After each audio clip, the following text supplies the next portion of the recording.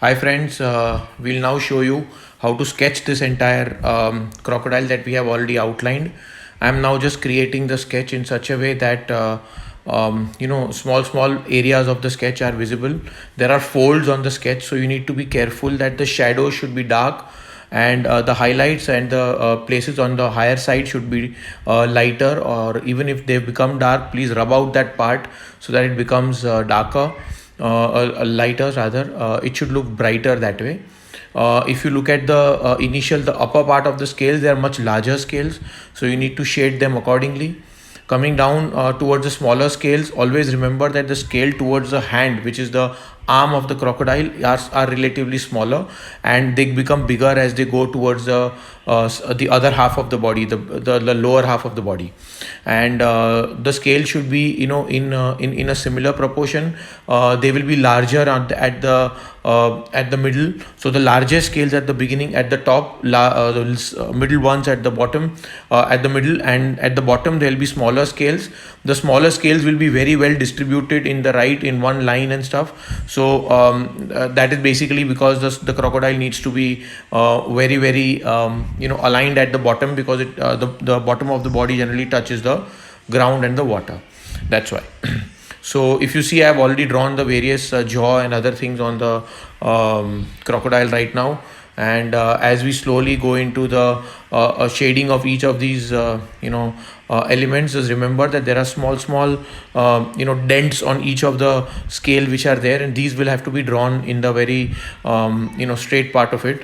I'm sorry, while recording this video, actually I didn't realize that the lines are actually that the book was actually going down, and a very small part of the sketch might not be visible to you right now, but very soon it will come back up, and you will see the various the various things that have been done on the sketch right now. And as you see, slowly, and the lines and the ridges on the hand as well as on the arm are all folds which have to be drawn in that manner. And overall, the body has to be drawn a little darker, and the highlights are lighter, because that will what is giving the 3D effect to the image. When you talk about the teeth of the crocodile, these have to be drawn by using the rubbing method. So all the shading that you've done, just rub them in the shape of a triangle, and that will look like as if there is a white tooth coming out of the entire crocodile. As you see, you will slowly see the crocodile moving. You will slowly see the image being seen. Here it is, if you see now. So the entire lower part, the behind part of the crocodile is now getting drawn, and now we're coming to the front part of the crocodile.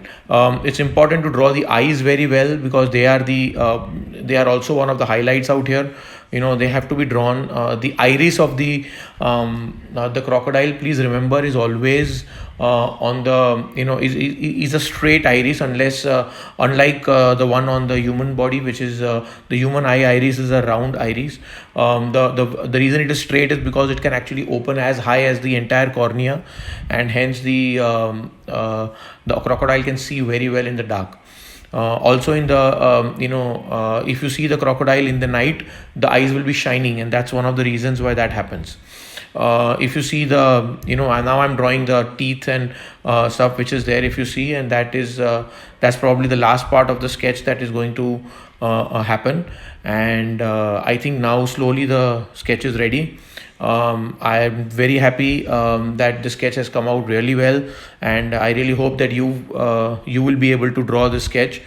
Please post on this messages as to whether you've been able to draw the sketch properly or not, and if you need any further help, as well as please do send your sketches to me on my Instagram ID, which is mentioned above, and do like and subscribe this channel, so that you will keep getting updates on various aspects of this